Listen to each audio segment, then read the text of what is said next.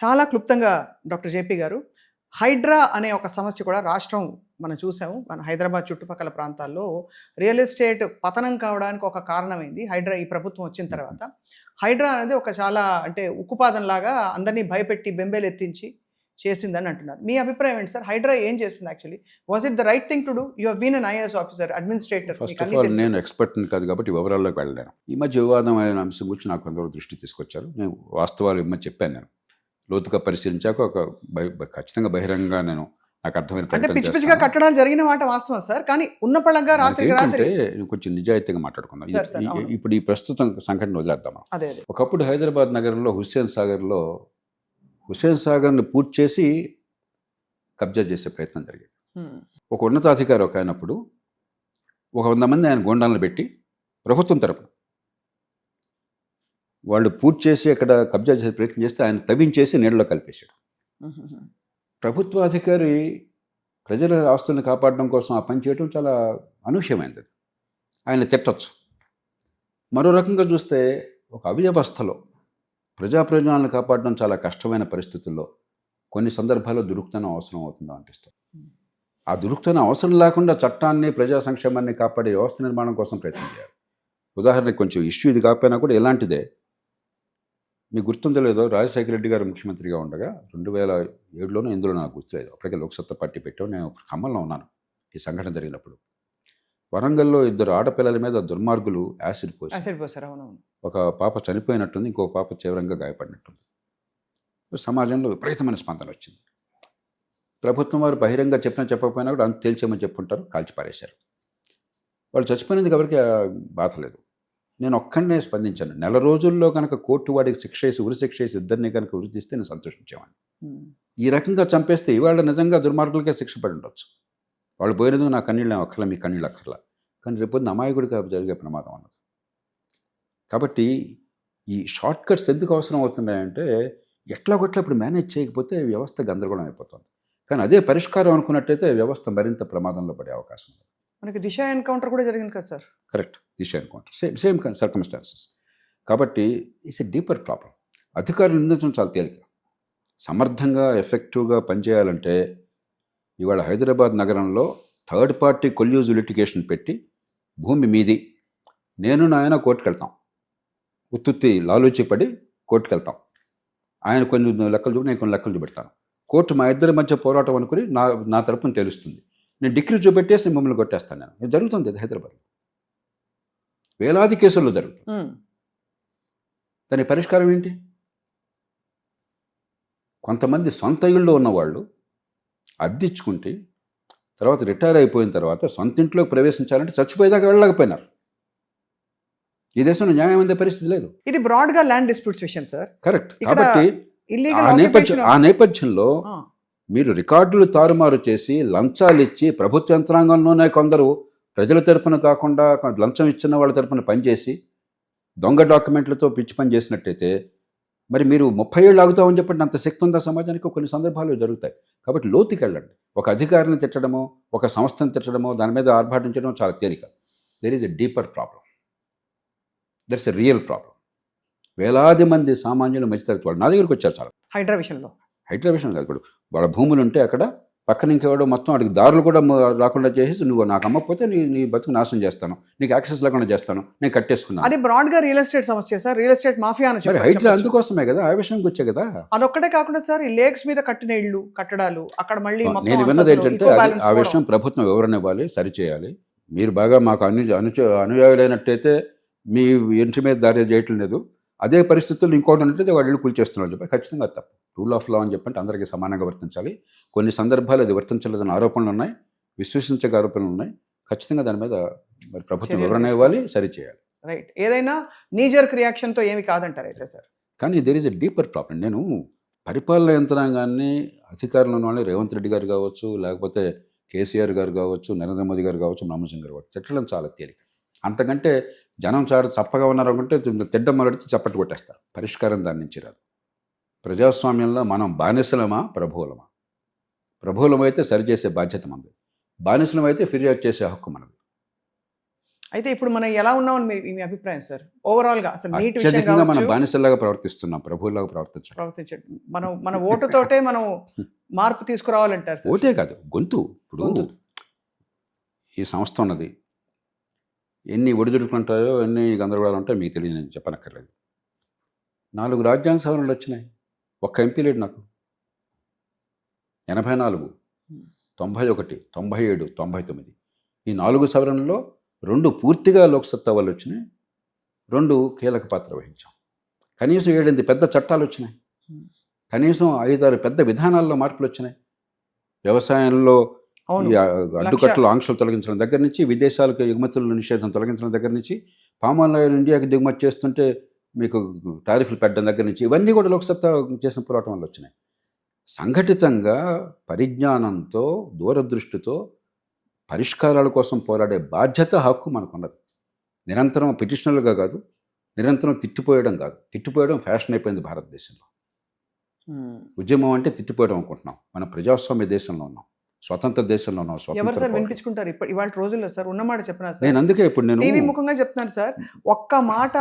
ఒక్క మాట గీత దాటి అన్నట్టు గొంతు విప్పి ఫ్రీడమ్ ఆఫ్ స్పీచ్గా ఎవరైనా మాట్లాడితే కేసులు పెట్టేస్తున్నారు, లేదు వాళ్ళని మరొక ఆర్మీని పెట్టి పిచ్చి తిట్లు తిట్టిస్తున్నారు, ఉన్నవి లేని సృష్టిస్తున్నారు. నేను కాదంటలే, అందులో సోషల్ మీడియా యుగంలో no scope for another voice. నా అదృష్టం కొద్దీ నేను సోషల్ మీడియా చూడను, టీవీ చూడను, పేపర్లు చదవను. అంచేత నాకు మనసు చాలా ప్రశాంతంగా ఉంటుంది. ఏం జరుగుతుందో నాకు తెలియదు, నిజంగా తెలియదు. మీరు నమ్మరు, అంటే గొంతులు నొక్కేస్తున్నారు సార్. నేను అర్థం చేసుకోగలను. There is a deeper problem. అది మన దేశం, ప్రపంచం అంతా కూడా ఈ సోషల్ మీడియా యుగంలో ఈ ట్రోల్స్ వల్ల చాలా భయంకరంగా జరుగుతుంది. బాట్స్, ట్రోల్స్, రకరకాల పదాలు చెప్తున్నారు. I totally agree with you. కానీ డిస్పైట్ దట్, ఇప్పుడు నేను చేయింది ఎప్పుడు చెప్పలా జీవితంలో. నేను లోక్సత్తా సాధించి చెప్తున్నాను. ఇది సరిపోతుందా? కాదు. నిజంగా విజ్ఞత గల వ్యవస్థ ఉన్నట్టయితే ఈ పాటి దేశం మారిపోవాలి. మారలే. కానీ మనం తలుచుకుంటే మార్పు వచ్చి తీరుతుంది. దానికి ఒక పద్ధతి ఉన్నది. ఇవాళ పెట్రోల్ బంకులు ఉన్నాయి. పెట్రోల్ బంకుల్లో 10% ఆనాడు మోసం ఉండేది తూనికల్లో. మనకి 30 లీటర్లు పడినట్టు కనిపించేది అక్కడ మీటర్లో, కానీ మాకు 3-4 లీటర్లు తక్కువ పడేది. అందరికీ తెలుసు. అది పూర్తిగా ఆగిపోయింది. ఒక చిన్న ప్రయత్నాన్ని విజయవంతంగా లోక్సత్తా చేయగానే దేశమంతా మారిపోయి ఇవాళ ఏడాదికి 1,50,000 కోట్ల రూపాయలు ప్రజలకు ఆదా అవుతుంది. ఏడాదికి 1,50,000 కోట్ల రూపాయలు. కాబట్టి అన్నీ చేరిక అంటలా నేను.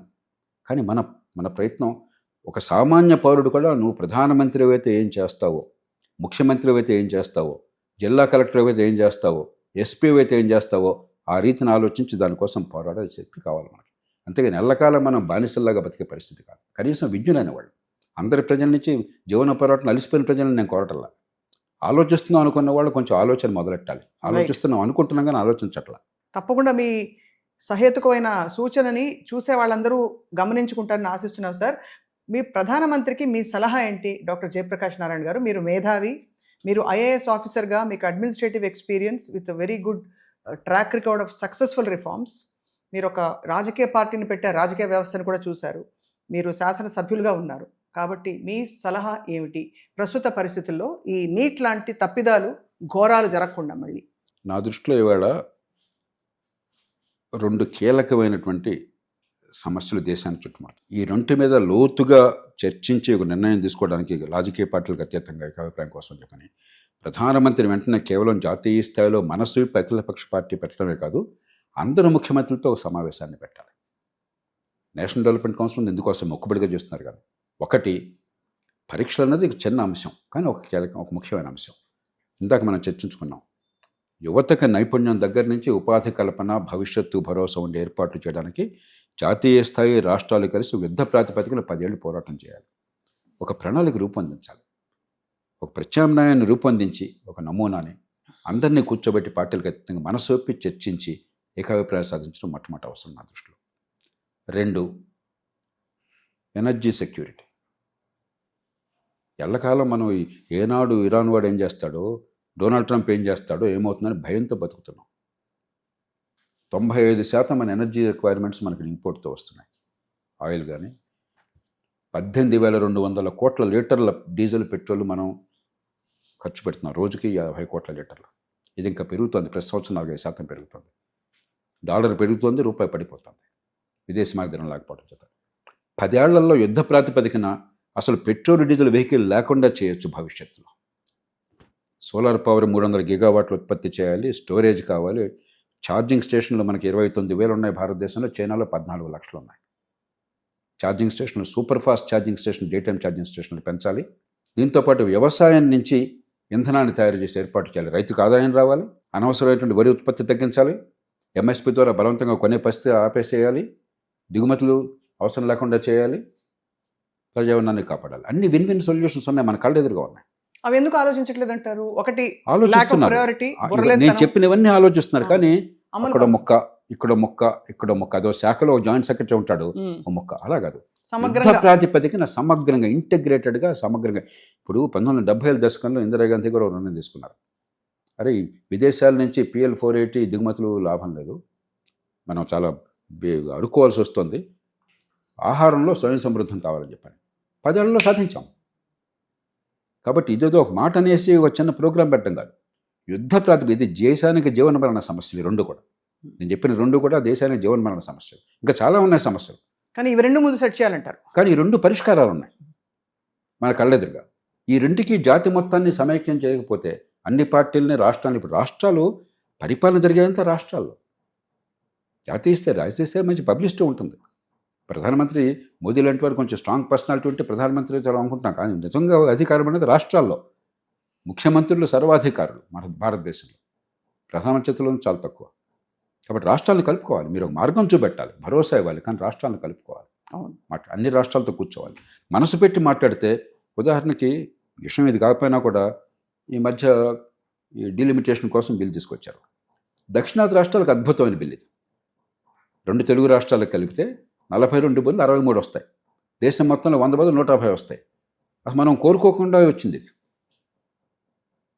జనాభా ప్రకారం అయితే మనకు అర్హత లేదు, మన గొడవ మనం చేస్తున్నాం.